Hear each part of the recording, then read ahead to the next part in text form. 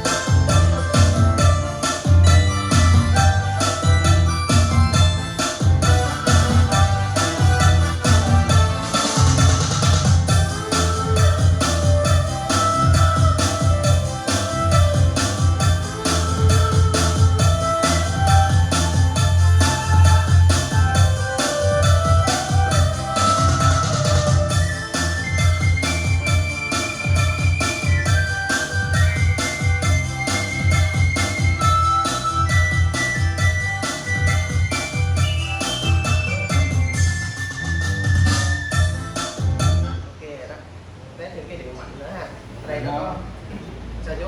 Điều khiển trống ở chỗ nào? Trống hả chú? Trống là mình ví dụ như một cái điệu đi, con chọn một cái điệu để con xem. Ví dụ mình đánh một cái điệu á, nó sẽ có cho mình mấy cái trống ở đây. Ví dụ như cái trống này là cho cái đoạn nhẹ nè. Đó, mình tăng cao trào nó lên thì mình báo lên, nó sẽ có từng cái chế độ nó. C đây.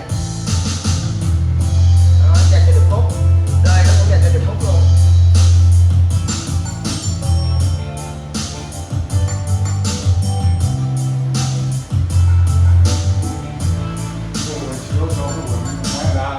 Đây là cái điệu rumba. Rumba nó live với lại slow. Bây giờ nghe chú nghe là ví dụ như đó.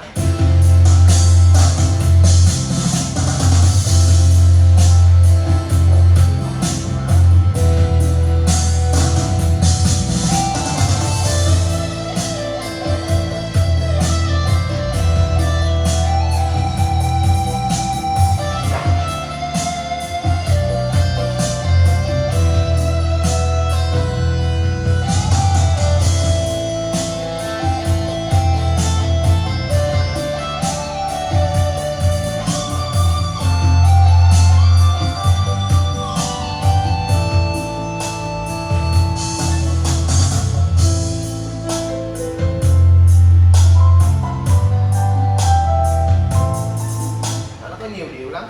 Bây giờ là con sẽ hướng dẫn cho chú xài cơ bản đi ha, rồi mình về xài có gì nữa thì con sẽ hỗ trợ thêm, chứ để có nhiều cái khi mà chú xài cái này á, lúc đầu chú xài có nhiều cái mình phải nhớ hết, cho nên con sẽ chỉ là con sẽ gửi thêm cho chú video để chú xem thêm. Ok, mình tắt lại mở lại đi ha. Công tắc là rồi. Đúng rồi, đó nó sẽ có cái nút nguồn này nha chú.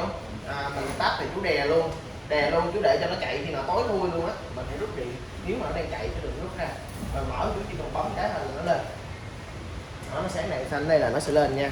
Rồi bây giờ mình sẽ tiến hành hướng dẫn cho chú Thương sử dụng cái đàn này. Mọi người có nhu cầu mua đàn Yamaha BSR X900 thì có liên hệ số điện thoại 097 hoặc 367 5251 hoặc là liên hệ Zalo số điện thoại đó nha. Cảm ơn mọi người, chúc mọi người có một buổi xem video thật là vui vẻ nha.